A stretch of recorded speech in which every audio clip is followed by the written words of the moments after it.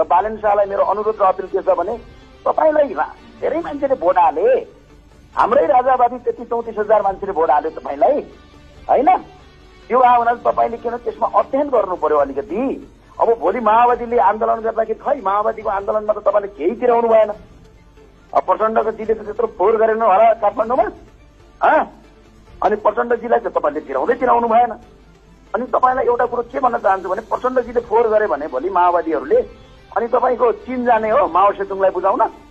यदि तपाईँको भोलि एमाले त्यहाँ फोहोर गर्यो भने अब एमाले किन पत्र काटेको बालेन शाहलाई, त्यो पत्र बालेन शाहजीले कसलाई काट्नुहोस् भने तपाईँ गएर पर लेनिनलाई काट्नुहोस् रसिया गएर। सिद्धान्त हो राष्ट्र संस्था भनेको, कुनै व्यक्ति होइन, राजाले गरेको कार्यक्रम होइन।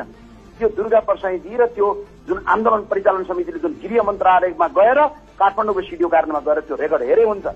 यतिसम्म तपाईँले पत्र काट्नुभयो, अघिल्लो पटक रापरवाले आयोजकका रूपमा गरेको थियो राजाको स्वागत, तपाईँले पत्र काट्नुभयो, त्यसमा हामीले तिर्यौं पैसा। तपाईँले पत्र काट्नु हुँदैन भन्ने कुरामा हामी छैनौं। तपाईँले आफ्नो अधिकार प्रयोग गर्न पाउनुपर्छ, तर त्यो अधिकार कहाँ प्रयोग गर्ने। भोलि बालेन शाह भनेर टी सर्ट लगाएर अस्ति तपाईँको रंगशालामा फोहोर गरे केही मान्छेहरूले, अब के बालेन शाहलाई टिकट काट्ने?